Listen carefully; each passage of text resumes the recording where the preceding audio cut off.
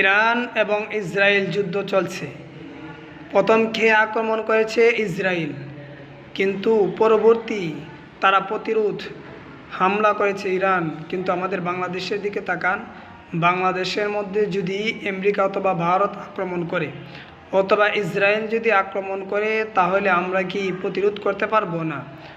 Israel যখন ইরানের উপর আক্রমণ করেছে, ইরান তারা পাল্টা আবার আক্রমণ করেছে ইসরায়েলের উপর। ইরানের পক্ষ কারা নিয়েছে? উত্তর কোরিয়া এবং রাশিয়া, চীন, তুরস্ক, পাকিস্তান ইরানকে সমর্থন দিয়েছে। আর ইসরায়েলকে সমর্থন কারা দিয়েছে? ব্রিটেন এবং আমেরিকা।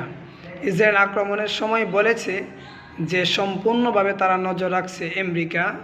তাহলে দেখেন, এক এক করে যুদ্ধর মোড় দিকে যাচ্ছে আমরা জানি না, কিন্তু আমাদের বাংলাদেশের দিকে তাকান, বাংলাদেশে কি এরকম কোনো ব্যবস্থা আছে?